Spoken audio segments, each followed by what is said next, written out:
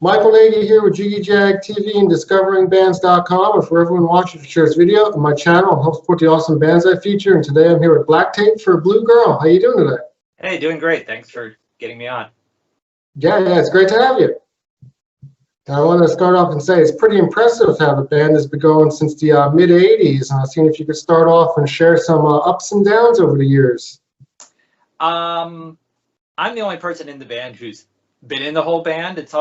I kind of look at it a little bit more like I'm a director and I have different talents who come in to be part of the band for different periods of time. And so I don't even know how many people have been in the band overall. It's 40, 50. I don't know. Wow. You know, and we were only a recording band for like 10 years, and then we played live for on and off for like 10, 12 years, and haven't played live in, I guess, 8 years now. Wow. And so, I sorry?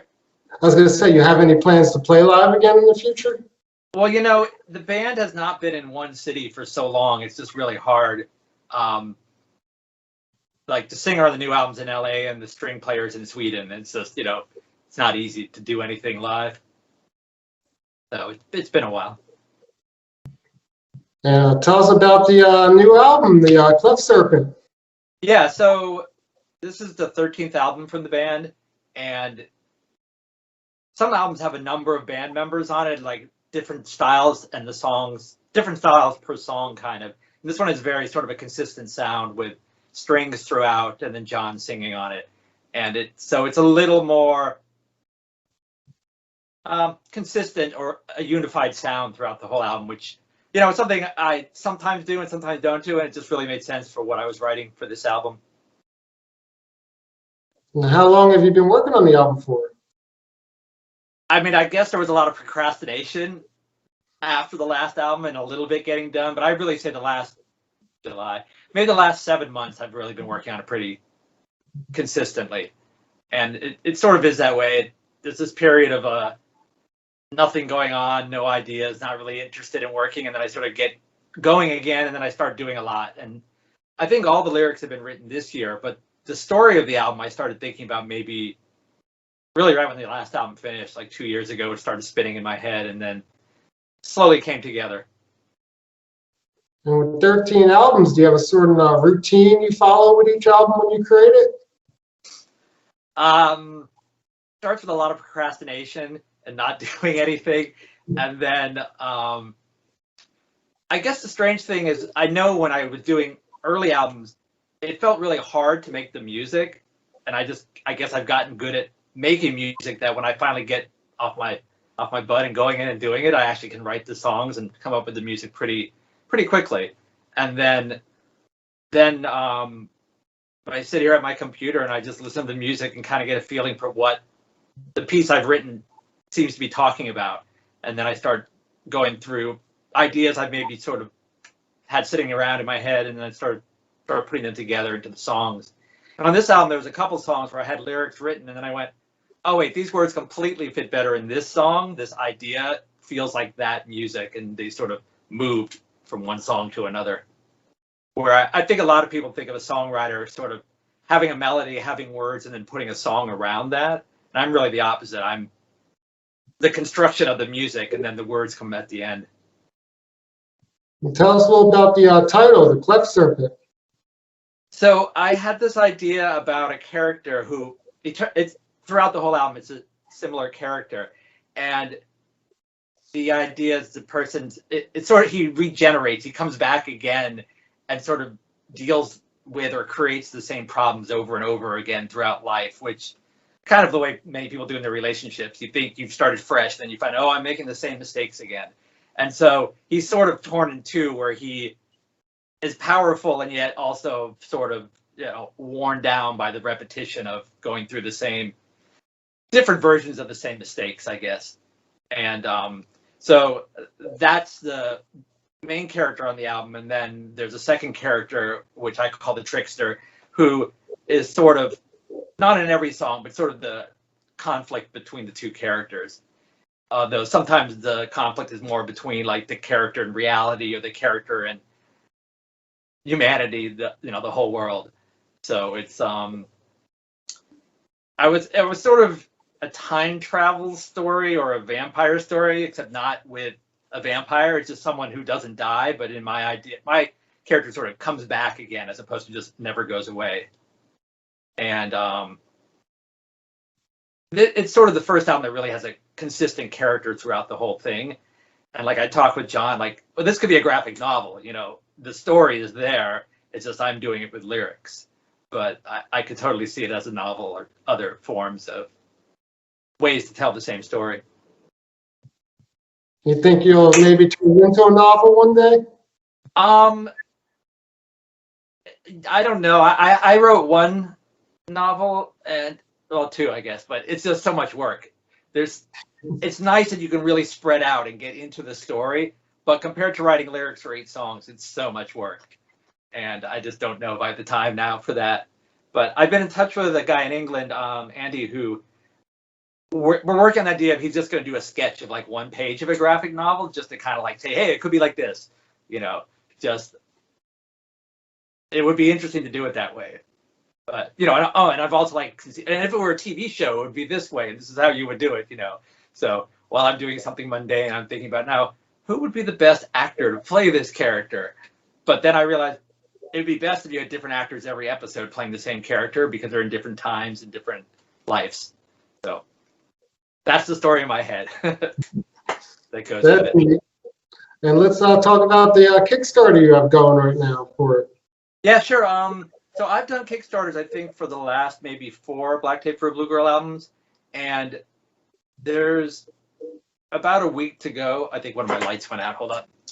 There we go. There's about a week to go, and if you don't know Kickstarter, it's a crowdfunding mechanism where people contribute to different tiers, and it all adds up to making there's going to be an LP, there's 2 CD, there's a mini disc and a cassette, and there's also different things like slip mat for turntable and things that come with it. So the funding to pay for the actual manufacturing of the album comes through the Kickstarter, and it's been doing great. I think it's at, right now when we're taping, it's at 77%.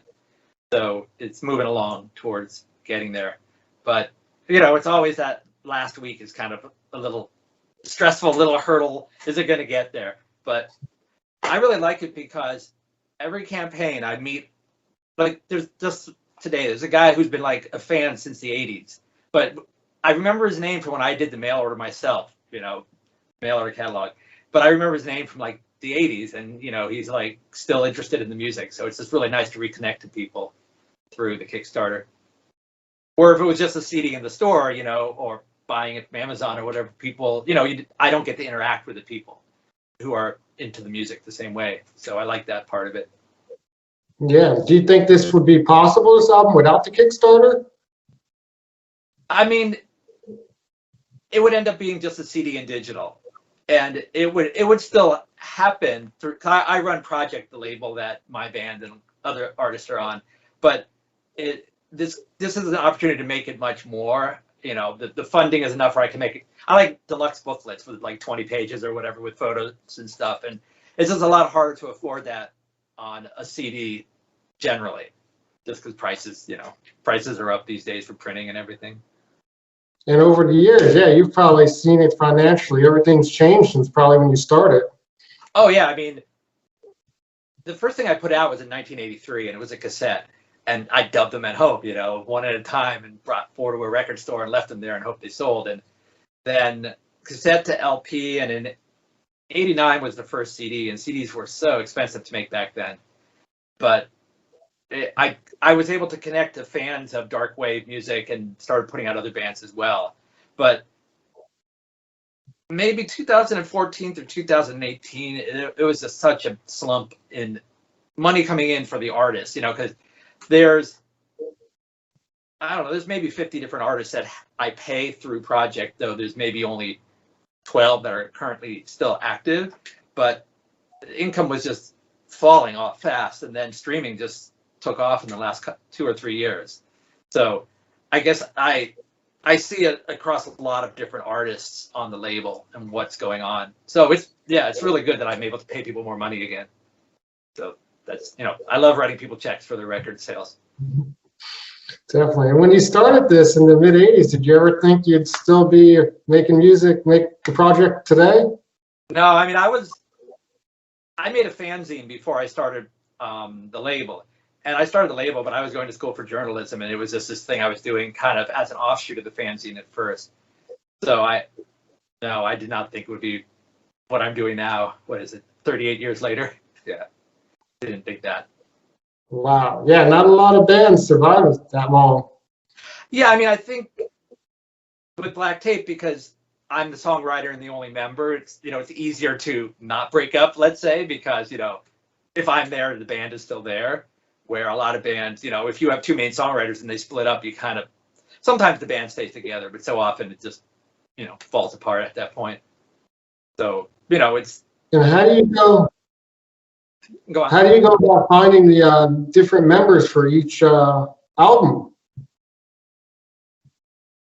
There are so many ways. I mean, like Henrik, the string player, he played on an album from an Italian artist on my label, and I just loved the sound of what he was doing. And so I put out an album last year, which was an electronic compilation. I had him play on a few tracks, and we just worked together so easily. I would send him something, and I would give him a little direction, and he would come back with just great stuff. So I was like, oh, this is like really in tune with what I'm making musically. And I think I had a violinist named Vicky who was on the records in the 90s, and it's been a long time since I felt someone who just really connected to the mood of the music that way. And then John, it turns out, he had to remind me of this, like when he was in high school, he was a fan of Project, and he came to our festival in Chicago, and he saw Black Tape in New York. And so we were in touch way back then, and then I knew of his bands. And I think he just sent me his most recent album maybe 2 years ago now, and there was one track I was just like, that would be really, I'd like to remix it. And so I did that at the end of last year. There's we kind of did a split release where I remixed it, but then I also did a reprocessing of it as well.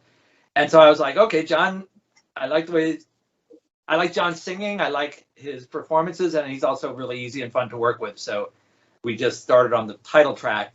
So when we started talking about this album, there weren't any lyrics written yet, and I was like, so kind of, we're going to make a song for it to see how we work together. And so that's where I was like, okay, I can put the first song together and kind of explain who the main character is. And that was the first one we recorded, and it was great. This is the first album where I'm not actually recording the people in my own studio. So John recorded in LA, and Henrik is in Sweden. And so I kind of send them the backing tracks, and they send me their performances that I then work with. So it's kind of unusual for me to work that way, but it worked actually just fine.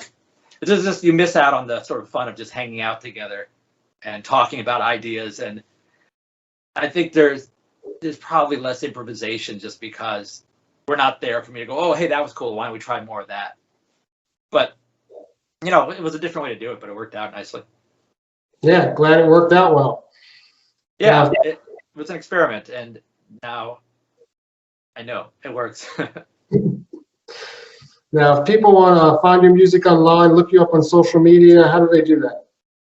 Sure, I think these days blacktapeforabluegirl.bandcamp.com is probably the main way. Blacktapeforbluegirl.com is a website, but I think it's mainly for me these days.